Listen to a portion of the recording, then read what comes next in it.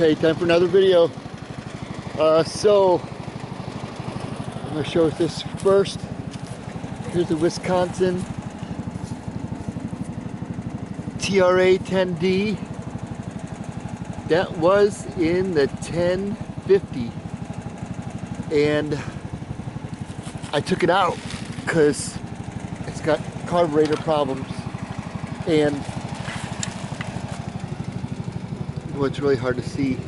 This butterfly, these parts aren't connected, they don't work properly, they're loose, they jiggle a lot. The governor springs all need to be gone over. I'm sure this is a carburetor problem, because basically when I got this thing, the RPMs were really erratic, and I couldn't really get it to I could get it to hold one speed sometimes. It was kind of a moderate speed, but I couldn't really get it to react properly under loads. Just wasn't acting right. Engine's great. I know it's a carburetor linkage issue, but I don't really have the time or knowledge to do that stuff all the time. So what I look for is quicker solutions for myself. So I took this one out. It took me 8 hours. Not just that, but my whole project took me like 8 hours, and I'll explain that more a little bit later. So there's that.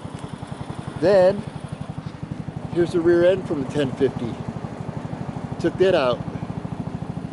So went through the gears and everything in here, and everything's in really clean, pristine shape in here. Differentials look good, everything's good, fluid's good, shifters are good, but it's got a problem between here and here on the axle, somewhere in the wheel, axle of the wheel. Basically, I'm just feeling that it's binding up or something, or it's just not running right and true in the rear end. And I'm not sure if I need to get in here and start doing some work in here, or what the deal is, because my other one, I have done this and it's good, but this one is not acting properly. And it seems to me that it's actually on this side over here, because this one just felt like this was the one that was kind of off center, or something didn't look right about it when it was running. Not sure what's going on with that rear end, but what I knew was it was a problem for me, so I had to fix it. Okay, so let's go over to 1254. That's what the 1254 looks like now. I took the 12D engine out of that. I took the rear end off of that because I knew it was good. And if anybody recalls my old videos, this is the tractor where I completely modified the whole drive system. So this thing was bunk from the very beginning. I made it work for that temporary use. Right now, it's got almost nothing on it. It's more like a rolling frame to a very small extent, but took the rear end off. Boy, I'll try to explain that while I'm here. What you gotta do is obviously take these two straps off. There's linkage underneath. I had to pull this plate up, not completely off, but I had to raise it up off of the transaxle, then pull that rear end straight off of there. It takes a lot of convincing. It's WD-40 to lube it up, but basically once you get it past this last portion here, the rest is easier. And I literally just like shimmied that, yanked it straight back. That's how I got it off of there. Not an easy job, but I did it with one person. That's how I do everything, so it worked, made it work. Then I took the engine out, but because there's so much going on in here, wiring and ignition and everything, I just unplugged everything here, labeled it. I took this piece that was already connected to the engine, I left it there, just did a quick swap over. So I'll talk more about that. You can kind of see the guts of what I got left in this. Not much left of this tractor. Got some good parts on it, but not much left of it. So let's go to the new one. I started to go to 1050. so this is the 1050 now, and this has the 12D on it. Let me grab a part here right quick. So this piece here, I need to put this on, but I need to figure out the length of the bolts first. This is basically a belt guard, and I'm not going to show it to you there because the engine's running right now. I don't want to put my hands in there, but basically on your PTO belts, basically this goes up over your PT belts and mounts your engine. Right now, there's 2 bolts up in there right now. I need to remove those, get longer bolts, and put this belt guard in there. Not on this one, but on the 12D, but I'm not going to show you that over there. So let's go look at this. If you look at the 12D, see the bolts, sorry, the belts are kind of running around down there. This part is supposed to go on the top of this to help that on the top side here. And then there's another piece that I don't have for that tractor.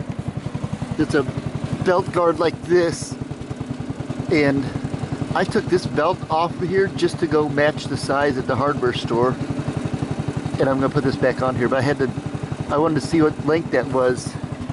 So there's another guard that usually goes on the bottom of your PTO to hold those belts on there also, which I don't have for the 1050. Don't know if it had them, to be honest, but I would assume yes because the bolt holes are there. So I need to put this on there, put the belt guard on there, then maybe those belts won't be so sloppy. I mean, that's really the only slop that I have in the tractor right now is that, but I haven't even taken it for a test run yet, but this piece needs to go on. I'll put this back over here. Okay, so when I went to go put this rear end on, when I went to go put the engine on, go on the other side, pretty easy actually. 4 bolts with 4 spacers here. And then you can see I took off these 4 bolts and just moved that whole engine over here. And I didn't take this off because the coil and all kinds of stuff is connected there. So there's a really quick engine swap. The wiring harness is already in place, but I just plugged that in to these parts. I did take the ignition out of the 1254 to put it in the 1050 because it matched. When I went to go pull this other motor, the starter ignition is a little bit different wire diagram. So when I labeled these wires that came off of here, I also kept this ignition with it because those wires plug into this properly, but they may not plug into another ignition properly. So you can see I have this piece here still mounted on the old motor. That will have to come out, of course, but I had that mounted on the old motor just to pull them quickly. Okay, so let's go back over here. Back to the rear end. So while I had this engine out and I was putting a new engine in, I put 2 new PTO belts and 2 new drive belts. So I got 4 new belts on it. I feel like that'll last me years, probably. So let's go to the rear end. The rear end, this is from the 1254. You can see I had to do some hammering to tap that thing out of the old one. It lines up, everything lines up perfectly. I don't have my pin in here. Looks like I need to do that. Yeah, I need to do that. That's interesting. Okay, so I don't have my pin set. Anyway, I wonder if that even, well, it does matter. Not sure why I have it that way, but that kind of stuff does matter. But anyway, when I went to go put this new one in, these 2 bars here are pretty stout. I put a clamp in between them to separate them just 1/8 of an inch just to get them started. Get the new rear end started, pushing it straight in this way, because that's what you have to do. You have to push it straight into those tubes. And you have to guide these first. This part here in the front of the transaxle goes in first, and you got to guide those in. gotta watch out for all these parts down here. They're kind of in the way, not really, but this butts up to all that stuff. So once you get this part in, you gotta really maneuver and wiggle it. What I did was I put it in gear, and then by hand, I just turned that aluminum disc that's spinning right there. I just turned that and let the rear end creep into the rear end. That helped me to push the rear end into the new frame. It's got AGs on it now, so probably won't change much about this. This is a custom built tow hitch. It's really stout. It's mounted there, welded really well, and then there's 2 bolts right up the middle that mount to the original trailer jack. This is totally stout. That's not going anywhere. Got my little light on here. I haven't finished the lights yet. I'm going to do that. I do have them hooked up, ready to go here. Got some good LEDs, or good lights on the front. So right now, this is the 1050. I got the 12D and the 1254 rear end on it, which is basically the same thing as the 1050 rear end, but I got it idled down. When I change it over, I change the oil, I change the fluids on the rear end, get everything up to date. When I first did this motor this morning, maybe 30 minutes ago, did smoke a little bit, but I was like jostling it around, and I changed the oil and everything, so I'm pretty sure that oil has burned off. Got the idle set. I like to set the idle where you know, it's got a splasher. I'm assuming it's got a splasher in there, so I like to make sure it's splashing for one. I could go this idle probably half of the speed if I wanted to, because this thing will do it, but I don't like to be that low because it's a splasher, I believe, and it just keeps the things lubricated. So I could do that for a minute, but I don't like to do that for a long time. What I like to do is I like to set them at idle where if I disengage my clutch and start driving, it's not going to die on idle. That's just the way I like to set them. I could be wrong about that. So right now I got it set. I got a little bit of wiggle room in there. Like, I could probably go down a little bit further, but if I let the clutch out right now while it's idling like this, it's going to run. It's not going to kill the engine. So that's the way I like to do it. So that's pretty well set up right now. The reason I decided this engine was because that was one thing I knew about the 1254. It had a great engine, had a great rear end, had a lot of good parts on it. The 1050 was giving me trouble, so I fixed that problem a lot. Got the throttle.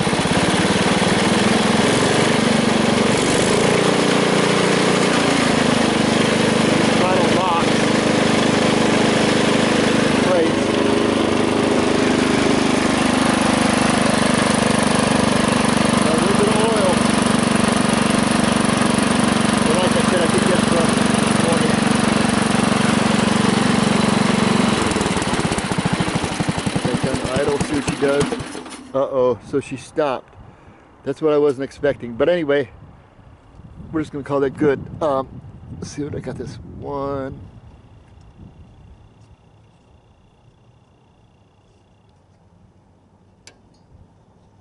Basically 2 turns on that. I got 2 turns on there. So I did this swap out 2 days ago. Yesterday we had bad weather and snow, cold. Today it's warm again. It's going to melt off really quickly if it hasn't already. But basically when I went to go put this motor back on, I put it on here because this motor is reliable. Like, put the rope on it. I hate pulling ropes, but that's what this one is. Put the rope on it, it pulls usually first time it starts. If not, it needs to choke the first time, then it starts the second time. Well, I got it on here, went to start it that night. It was getting dark. It gets dark 6 something p.m. around here right now. It's kind of changing quickly, but I went to start it and it was just not having it. So what I typically do is I'll give it a little bit of fuel in the carburetor, and then usually start it that way, and that tells me a lot of things. If it wants to run, if it doesn't want to run. Well, if I put a little bit of fuel in the carburetor, it wanted to run. But after that little bit of fuel that I put in there was gone, it wasn't running. Well, I never had that problem with this engine. I was like, oh my goodness, I ruined it by just transferring it over to this new machine. I couldn't think about anything that I did wrong. I didn't make any really bad adjustments. When they were on the 1254, before I pulled it, I did make sure everything was really adjusted. So I had the idle screw, I had the mixture down here. I had all that stuff kind of figured out. This idle screw here, the throttle and the choke, I had those set pretty well over there, and then I transferred them over there nicely to where that wouldn't really change much here. But still wouldn't start. And I thought, man, I got carburetor problems again, because I know that that engine's usually really solid. Well, this morning I came out, I was like, you know what, I'm gonna check to see if it's getting any fuel, because the day before that I thought that I filled this up. I thought, well, maybe the tank had emptied. Well, it's a full tank still, 100% full. And I looked around, couldn't find anything that was going on. This morning I came out, I was working on that, getting it started, put the rope on it a couple times, put some gas in the carb. I was like, you know what, it's not getting gas. So here was the problem. So when I went to go pull this motor and I went to go lift it up, apparently I pulled on this lever right here, which is basically to hold the starter in place, and just coincidentally it pinched off that gas line right there against the gas tank, and it wasn't getting gas. So I've been dealing with this issue for 2 days, not knowing that this was the problem. This morning I pulled this, well, while it was like that, well, it was just like that, I pulled the gas line over on the carburetor. I was getting nothing out of it. So I followed the gas line over. I was like, well, I know I don't have a shutoff, but I saw this, and as soon as I released this thing ran like a champ again. So back to good. So I'm gonna probably leave this alone right now. I might do another video quickly, like where I go and start it, because I hate going through that procedure. But basically I'm gonna have to, well, heck, I'll just do it now. See if I can get it start right back up. It probably will. Let's see, where are my starter ropes at? I got all kinds of starter ropes around, and this one I actually just shortened it up because it was too long. I had like 5 rotations on it, and I don't really need that many to start this. The rope was just a little bit too long for me.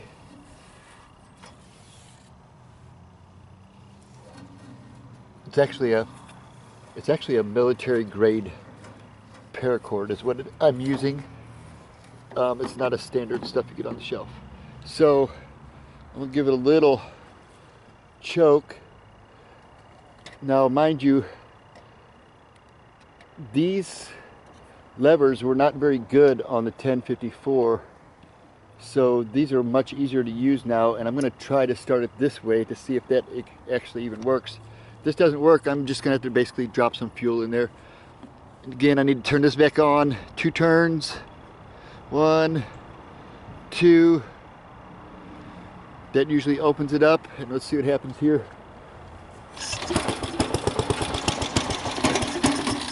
Wants to start. Let's see, I'll choke it some more. See if that helps at all. Or maybe I need to take the choke off, we'll see. But we're on compression stroke right there. Wind it 3 times.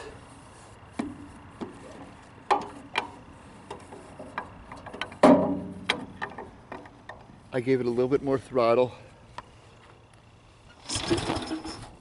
Okay, so I'm not going to do that. I'm going to do it when I get it started back up. I'm going to make another video. Anyway, I'll close this off quick. Do another video started. I'm going to find out how to start this properly all the time. So yeah, that's just a swap out. So now I got the 1050, got the 12D engine on it, and I got the 1254 rear end on it, and I put some new, what I call like weather stripping here, that it eliminates a lot of the noise and the vibration that you get coming out of the engine. Now that's not perfectly lined up yet, I got to get that, but here's the thing I was going to show is this muffler here. That's one difference between the 12 and the 10D, and I think it's really just the shape of the exhaust pipe. That has a 45-degree bend in it. So old I didn't really want to take it out of there. This 10D that came out of here, this has a more interesting, this has basically an offset shape, so it does an angle and a circular shape. So 12D sits further back here, this one sits over here, and ideally I would put that muffler on there. I'm not doing that because they're so old and so rusty. I probably don't want to mess with them too much. They're working fine the way they are. So that's it. I'm going to shut this video down. I'm going to do another one once I get it started, and I'll take a little test run and make sure everything's working. So I'm going to sign out for now. Got the engine and the rear end changed out and moving forward.